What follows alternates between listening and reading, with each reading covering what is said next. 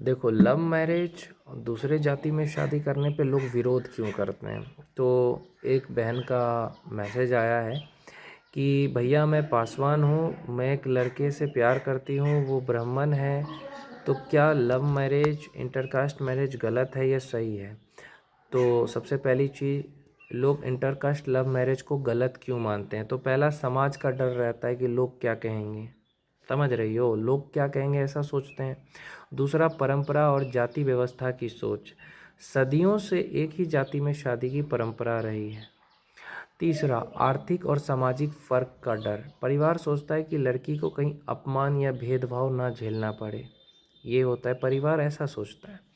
चौथा, सम्मान इज्जत का मुद्दा, छोटे शहरों और गांवों में परिवार की प्रतिष्ठा को बहुत महत्व दिया जाता है। ये सोच गलत भी हो सकती है, लेकिन ये अचानक बदलती नहीं है, ये हमारे समाज में ये सोच बन गया है। तुम्हारा परिवार क्या कहेगा? अगर तुम ब्राह्मण लड़के से प्यार करती हो तो तुम्हारा परिवार ये कहेगा कि ब्राह्मण लड़का है, तुम्हें ठीक से रखेगा या नहीं, हम जहाँ कहेंगे वहीं शादी होगी, फ़ोन ले लिया है, ज़बरदस्ती शादी करवा सकते हैं। ये तुम्हारे लिए मानसिक दबाव है, और अगर ज़बरदस्ती हो रही है तो ये सही नहीं है। कानूनी सच्चाई क्या है? अगर तुम 18 साल या उससे ज़्यादा हो तो तुम्हें अपनी पसंद से शादी करने का अधिकार है। कोई भी तुम्हारे मर्जी के खिलाफ शादी नहीं करवा सकता। भारत में अलग जाति की शादी कानूनी है। कई लोग स्पेशल मैरिज एक्ट के तहत शादी करते हैं। कौन सा स्पेशल मैरिज एक्ट के तहत शादी करते हैं? हमारे देश में कानून है, लेकिन कानून होना और ज़मीन पर शांति से शादी हो जाना ये दो अलग बातें हैं।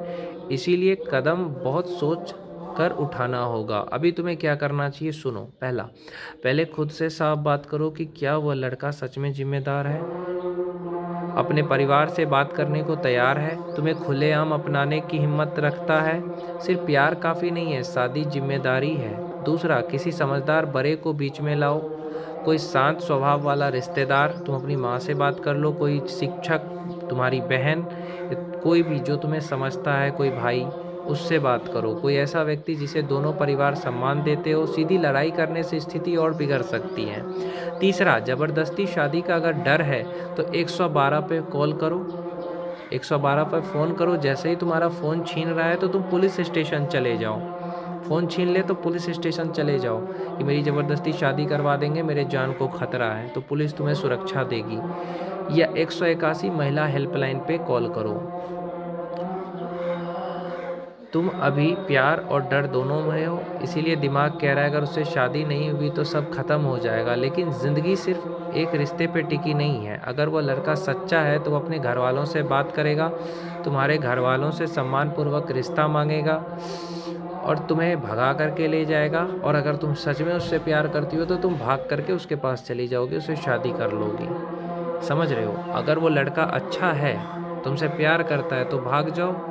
अगर तुम्हारा फ़ोन छीना जा रहा है, पुलिस स्टेशन चले जाओ, शिकायत करो, और उसके बाद तुम जमालपुर स्टेशन तक बोलो पुलिस को छोड़ दे, और तुम किसी ऐसे इंसान के साथ जो तुम्हें जिस पे भरोसा है उसको बुलाओ।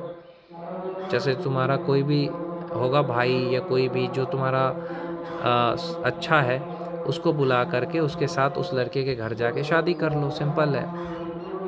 एक बार शादी हो जाएगा फिर तुम्हारा भाई भी शांत, पिता भी शांत, पूरा परिवार शांत।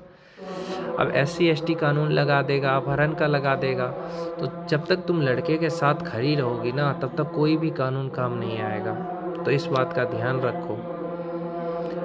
मैं यही कहूँगा कि बस डरो मत।